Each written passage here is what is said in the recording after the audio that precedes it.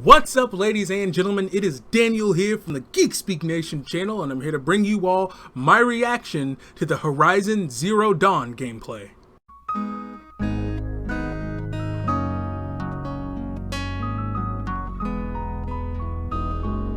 So, as I said in my previous video, this is Paris Games Week, and there are a lot of really awesome games coming out, and Sony just had their big press conference and have been releasing a lot of trailers and a lot of gameplay. And so one game I'm really excited for that I saw at the last E3 was Horizon Zero Dawn, and it is a game that just completely came out of nowhere, and people just looked at it and like, wow, this is gorgeous, and it looks awesome, so everyone's excited, including me, and I can't wait to see what Guerrilla Games have cooked up in this. Here we go.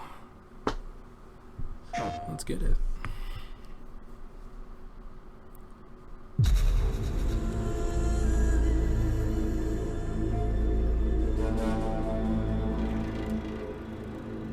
Hi, my name is Mark Norris, senior producer for Guerrilla Games on Horizon Hi, Zero Mark. Dawn. And here we are, finally with Paris Games Week. We premiered Horizon Zero Dawn at E3, and at that time we only showed the behind closed doors to a number of the media members, but we've never shown it publicly. And finally, we are going to do that here today. Awesome. One thing that you should know almost immediately is, yes, you can explore everything that you can see here, but we're on a quest. Now, we've hidden that quest UI and that quest interface, but one of those two tribes that you saw previously in the trailer, one of them has given you a quest, and it's a quest of critical importance. And that quest is to get a very specific resource. It's a resource from the canisters that you can find on the back of this herd that we call the grazers. Now, why do you need this resource? Why does this tribe need it? What is happening in this world? Those are still things that we're going to keep a mystery. But you will desperately need to retrieve this because it's a critical part of what's happening. As you're looking at this screen, for the very first time, you're going to notice some of our UI or our HUD elements. Now, the art on this isn't exactly final, but you can start to see how the game is really starting to creep into what we're doing. You can see in the top middle part of the screen that there is a compass. Now, we've hidden our quest markers and our quest objectives, and we'll talk about a quest here in just a moment, but you can see a compass certainly denotes an open world style of adventure. In the upper right-hand corner of the screen, what you can see is the very beginning of a level and an experience bar. So you can start to see the RPG elements start to seep in. In the lower left-hand corner of the screen, you can actually see our health bar. It's unusual, it's painted like an arrow. Some of the tribal influences are certainly coming into the UI and HUD, and even though the art's not final, you can expect that those tribal influences will stay. You've seen a number of locales inside of the trailer for Horizon Zero Dawn. You've seen some desert, you've seen some snow, and of course you see here the forest. And currently, Aloy is crouched in what we call some stealth grass or some tall grass. Stealth plays an incredibly important part of Horizon Zero Dawn. In fact, you can see the UI element for this. Right underneath the compass is a little circle. That is, in fact, a stealth indicator. And so Aloy will need to wait for the right moment in order to introduce that stealth attack. Gosh, this game is freaking gorgeous, man. So we mentioned that there are a couple of RPG elements, right? One of those things that you just saw, especially if you've got the keen eyes or if we zoom in on it, is the number 825 that just popped up. So that number 825 is incredibly important. Why? Because it denotes that there are, in fact, RPG elements hiding behind the hood. That is a damage value. We call that floating combat text, and you can see that number pop up. But now we've actually also gotten into the loot menu. Now, we've described previously how important the machine parts are to the world of Horizon Zero Dawn, but here we're showing you some of those parts. In fact, that flame coil that you can see on screen is one of the elements that's required to build explosive arrows. Now, machine parts are incredibly important. The economy, the entirety of the world of Horizon Zero Dawn is built around these machine parts.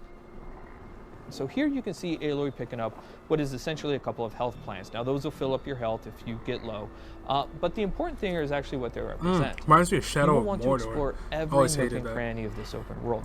The ancient cities, the tops of mountains, rivers and valleys, all kinds of settlements, because you never know what you'll find. Guerrilla's DNA is strong in Horizon Zero Dawn. We've talked about this game being an action RPG, but Guerrilla Games is really known for its action. What Aloy is going to do here, she's going to use what we call the explosive tripwire. And that is really used as a trap. It can be used as a defensive countermeasure, but it's mostly used as a preventative measure. She knows, because she spent so much time with these machines, that these grazers are incredibly skittish, that they will run off at the first sight of her or the first sight of noise. And she knows that if she's going to complete this quest, she's got to get those This is canisters. awesome. So for her, the best way to make sure this happens is to set these explosive tripwires down and try to find a way to force the grazers into the traps. So that's what we're going to try and do. We're going to set down a couple of these traps, and we're going to try and create a distraction.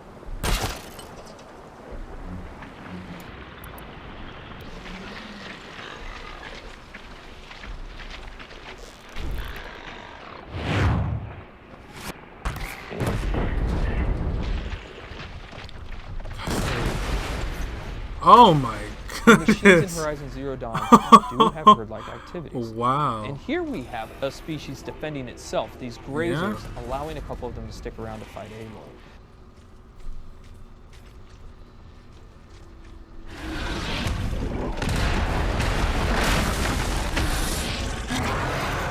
This is the mighty Thunderjaw. One thing that you will immediately notice is the size differential between Aloy and the Thunderjaw. The Thunderjaw is 24 meters long and it's 10 meters wide. It has 93 destructible armor plates, engine each is with its phenomenal. own health value, and it has 271 animations and 67 VFX. It has 12 attacks. It's 550,000 polygons. And so what we're taking a look at here is actually some of the strategic and tactical elements of a fight that Aloy will want to think about when she gets engaged with the Thunderjaw. So we're going to take a look right here at the fact that there is actually some weak points on the Thunderjaw. As you're taking a look at the leg here, that orange muscle that you can kind of see underneath there, that is also a weak point. If you're able to hit that, you're able to do 4 times the amount of damage that you would ordinarily do. Now the question is, how would you actually take off that armor plate? Now we give you a couple of options there, but the best option is to use the machine itself. So we're taking a look at the disc launcher right now, and you saw earlier in the E3 trailer that you can shoot off the machine. You can shoot off the disc launcher, but you didn't know why we did it. The reason why we did it is because it takes a lot of arrows to knock off a Thunderjaw's armor plate. But if you can knock off its disc launcher, you can pick the disc launcher up and use its own weapons against it, and that's one of the best ways to take down the Thunderjaw.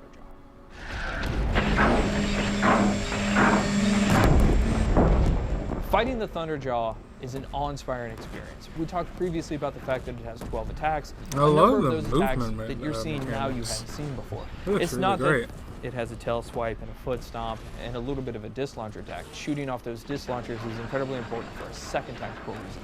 It has a 360-degree absolute assault with that disc launcher that makes it incredibly difficult for you to get anywhere close to it. So you're going to want to take off those disc launchers. But if you are, you'll notice now it still has a rail gun and a mouth. So this thing's serious. Even though it's previously damaged, it still has a huge amount of I attacks. love that. This So what Aloy is going to try and do here is try to find a way to tie the machine down so that she gets a brief window to figure out her next move.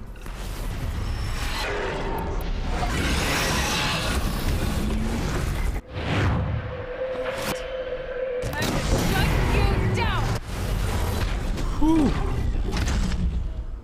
So that was the Awesome. playthrough of the behind closed door session of Horizon Zero Dawn.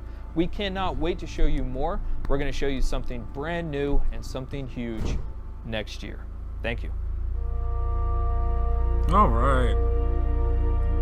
Good stuff, guys. Horizon Zero Dawn coming 2016. All right.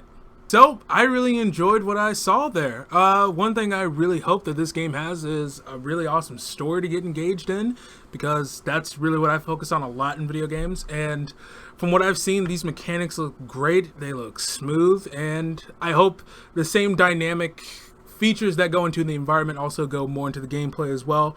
And there's a whole bunch of options that we'll be exploring, but of course they're going to show us more of that in the months to come. But either way, I really enjoyed what I saw. So, if you liked what you saw, let me know in the comment sections down below. And while you're there, hit that like button if you liked my reaction and my thoughts on, well, this game in general. And if you please, don't forget to subscribe, because remember, ladies and gentlemen, we are on our way to 300 subscribers, and we need each and every one of you to make that happen. As usual, I've been Daniel here from the Geek Speak Nation channel, so don't forget to get geeky.